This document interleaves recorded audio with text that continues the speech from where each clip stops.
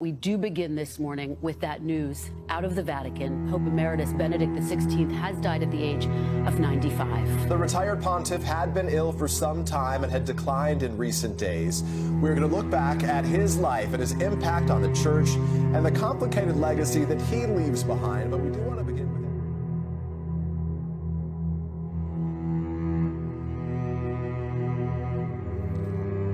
In November 1945, Joseph Ratzinger attended a seminary in Franzingen, Germany.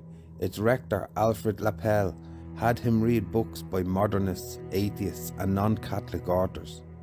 During his 2-year philosophy course, Ratzinger disliked works by St. Thomas Aquinas, but eagerly read those by Delebruck, Fichte, Guarini, Kant, Heidegger, Netzkenses and Busts. He enjoyed the modernist liturgical writings of Odo Cashel and Romano Guardanani. Benedict XVI, as Joseph Ratzinger, was a leading modernist theologian at Vatican II and left a long paper trail of his errors. He was the chief architect of a new theology of the Church, which consists of a people of God and a Church of Christ, not identical with the Roman Catholic Church. A super church or a Franken church created from elements of the true church that are possessed either fully by Catholics or partially by heretics and schismatics. The bond holding this ecumenical beast together is Ratzinger's notion of a church as communion. As a cardinal and John Paul II's chief doctrinal advisor, he developed this idea in the 1992 CDF letter on communion, the 2000 Declaration Dominus Jesus, the 1983 Code of Canon Law, and the 1997 Catechism. Here are some typical positions from Ratzinger's teachings. Schismatic bodies are particular churches united to the Catholic Church by close bonds. Universal churches is the body of churches. Schismatic churches have a wounded existence. The universal church becomes present in them particular churches and all her essential elements. The Church of Christ is present and operative in churches that reject the papacy. One becomes a member of the people of God by baptism. The whole people of God participates in the office of Christ. Christ's body, the church, is wounded. Christ's Spirit uses schismatic and heretical bodies as means of salvation. Each particular church is Catholic, but some are fully Catholic. These teachings are contrary to the article of divine and Catholic faith. I believe in one church.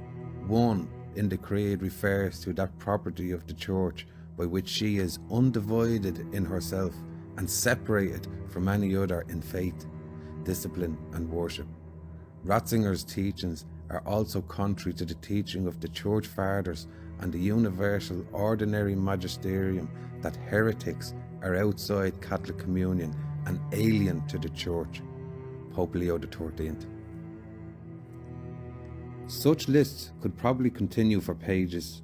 Our point is, each item can be categorized either as an error, a contradiction or a change in substance of teaching of the pre-Vatican II magisterium, or as an evil, something offensive to God, harmful to the salvation of souls. But the same faith tells us that the changes are wrong, also tells us that the Church cannot defect in her teachings or give evil. One of the essential properties of the Catholic Church is her indefectibility. This means, among others, that her teaching is immutable and always remaining the same. St. Ignatius of Antioch. It is impossible for her to contradict her own teaching. Further, another essential properties of Christ's Church is her infallibility. This does not apply, as some traditional Catholics seem to think, only to rare ex cathedra papal pronouncements, like those defining the Immaculate Conception and the Assumption. Infallibility also extends to the Church's universal disciplinary laws. The only explanation for these errors and evils that preserves the doctrines of the Church's indefectibility and infallibility is that the clerics who promulgated them somehow lost as individuals the authority of the offices in the Church they otherwise appeared to possess, so that they never possessed such authority before God in the first place.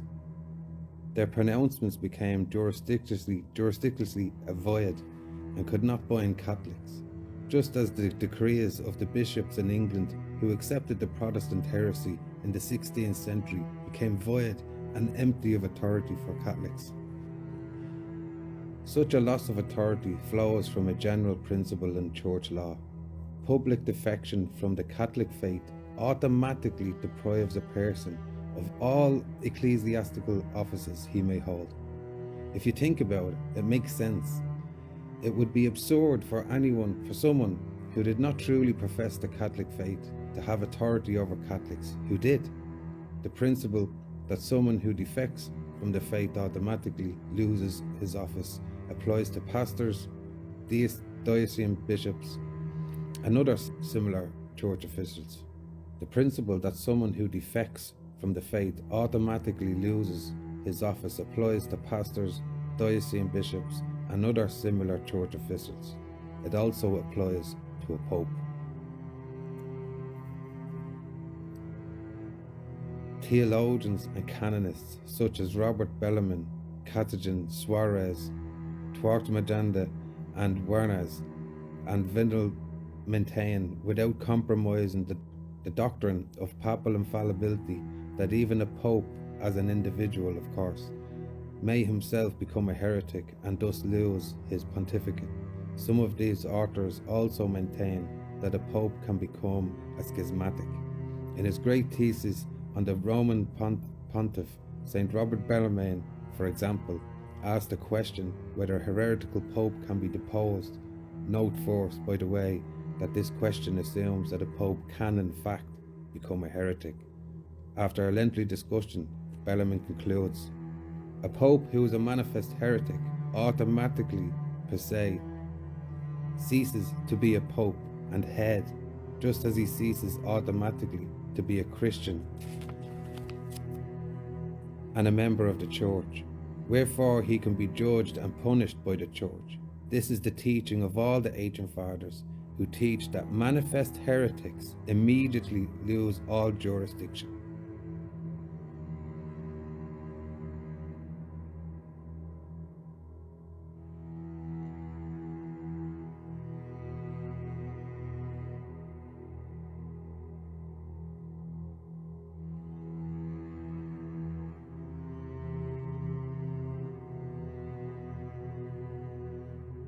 Universal loss of faith during Benedict's reign, 2005 to 2013. Weekly mass attendance is at an all-time low in Western Europe. Only 1 in 5 Catholics in Spain report going to a service once a week. In Germany, it's 1 in 6, and fewer than 1 in 10 in France, according to researchers by the Few Forum on Religious and Public Life. Benedict XVI, who wrote, is a modernist heretic who purposely distorts Catholic beliefs. He is not a Catholic and therefore could never have been Pope. God's truth, on the other hand, doesn't change. Theology is an exact science and precise terminology. On March 16, 2016, Benedict XVI ironically lamented that millions of Catholics had lost the faith. He has been the cause of much of this.